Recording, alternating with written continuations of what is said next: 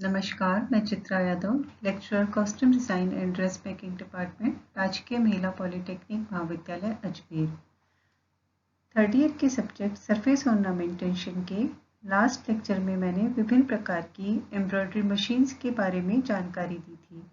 आज मैं machine embroidery के लिए आवश्यक टूल्स व मटेरियल्स के बारे में जानकारी देना चाहूँगी। मशीन एम्ब्रॉयडरी के लिए सबसे पहली आवश्यकता उचित प्रकार के फैब्रिक की होती है।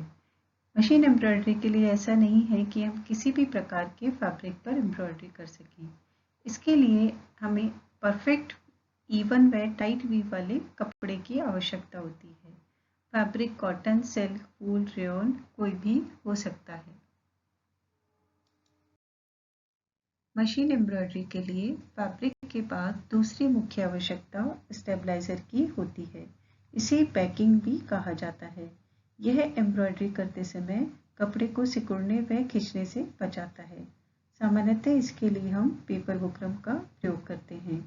इसके एक साइड पर ग्लू के रूप में एडेसिव मटेरियल लगा होता है जो कि शाइनी दिखता है।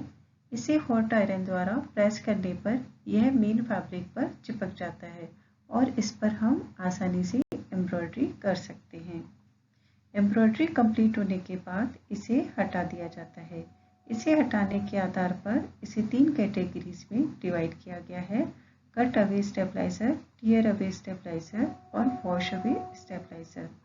कट अवे स्टेबलाइजर एम्ब्रॉयडरी पूरी होने के बाद एक्स्ट्रा स्टेबलाइजर को काटकर हटा दिया जाता है। टियर अवे स्टेबलाइजर को एम्ब्रॉयडरी कंप्लीट होने के बाद में टियर कर दिया जाता है अर्थात उसे फाड़ दिया जाता है। Wash away stabiliser water soluble material के बने होते हैं जो कि पानी से धोने पर हट जाते हैं। कुछ पाइल फैब्रिक्स पर एम्ब्रॉयडरी करते समय ऊपर की ओर भी वॉश अवे स्टेबलाइजर लगाए जाते हैं और उन्हें इस तरह से लगाया जाता है कि उसमें एम्ब्रॉयडरी में फिनिशिंग आती है और बाद में उनको हटा दिया जाता है। मशीन एम्ब्रॉयडरी के लिए एम्ब्रॉयडरी थ्रेड हैंड एम्ब्रॉयडरी से अलग होते हैं। मशीन एम्ब्रॉयडरी के लिए मेन थ्रेड के रूप में सिल्क के धागों की रील का प्रयोग किया जाता है तथा नीचे बॉबिन थ्रेड के रूप में सिंपल पतले कॉटन यार्न का प्रयोग किया जाता है। एम्ब्रॉयडरी के लिए सिल्क थ्रेड एकदम परफेक्ट थ्रेड होता है क्योंकि यह कलर फास्ट होता है और इसका स्मूथ और सॉफ्ट टेक्सचर के कारण यह सरफेस पर सुंदर डिजाइन्स क्रिएट करता है। सिल्क के धागों को रेशम का धागा भी कहा जाता है। विस्कस व अन्य थ्रेड जो कि सिलाई के लिए उपयुक्त होते हैं उनका प्रयोग भी मशीन एम्ब्रॉयडरी में किया जा सकता है। मशीन एम्ब्रॉयडरी के लिए फैब्रिक को हुक में या फ्रेम में टाइट कसा जाता है, तभी उस पर एम्ब्रॉयडरी की जा सकती है। ये हुक या फ्रेम सर्कुलर या रेक्टेंगुलर शेप में उपलब्ध होते हैं। हुक में 2 रिंग्स होती हैं। फैब्रिक को इनके बीच में रखकर फ्रेम पर जो स्क्रू लगा होता है उससे टाइट कस दिया जाता है। मशीन एम्ब्रॉयडरी के लिए हैंड एम्ब्रॉयडरी से बिल्कुल अलग प्रकार से फ्रेम को लगाया जाता है। ये फ्रेम उल्टा लगाया जाता है अर्थात फैब्रिक की जिस भाग में एम्ब्रॉयडरी करनी है उसे इनर रिंग के मध्य में रखा जाता है। एम्ब्रॉयडरी के लिए फ्रेम प्राय सर्कुलर या रेक्टेंगुलर शेप में उपलब्ध होते हैं। ये वुडन या प्लास्टिक के हो सकते हैं। फैब्रिक पर लगाने के बाद फैब्रिक डैमेज नहीं हो इसके लिए कई बार हुक या फ्रेम की इनर रिंग पर सेलो टेप या फैब्रिक से कोटिंग कर दी जाती है।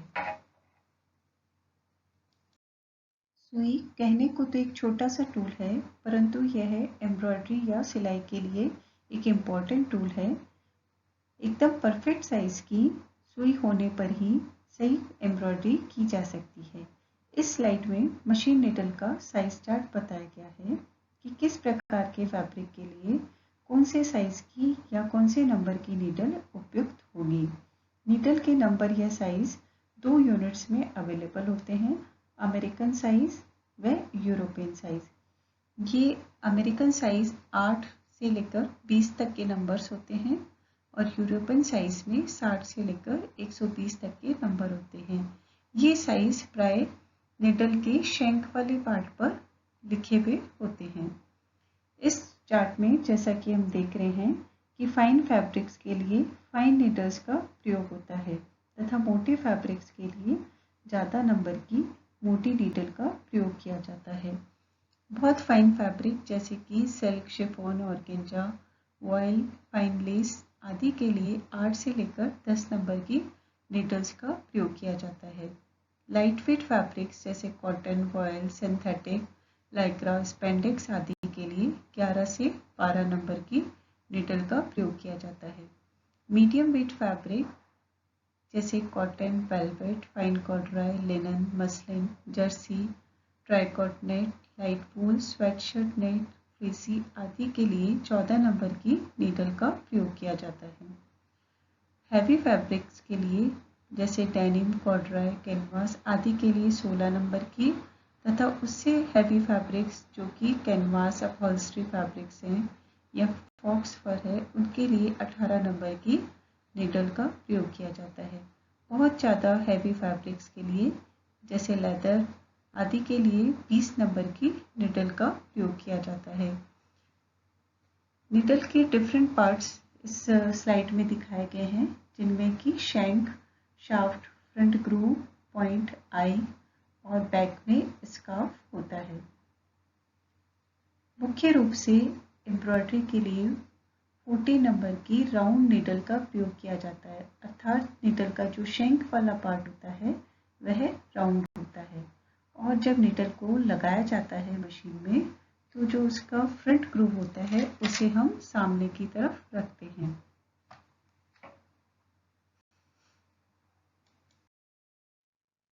एम्ब्रॉयडरी के लिए ड्रेसमेकर सीजर्स व स्मॉल पॉइंटेड सीजर्स को प्रयोग किया जाता है। ड्रेसमेकर सीजर्स का प्रयोग मेन फैब्रिक को काटने के लिए किया जाता है तथा छोटी जो सीजर होती है उसका प्रयोग छोटे फैब्रिक्स को व कई शेप्स को काटने के व धागों को काटने के काम में लिया जाता है।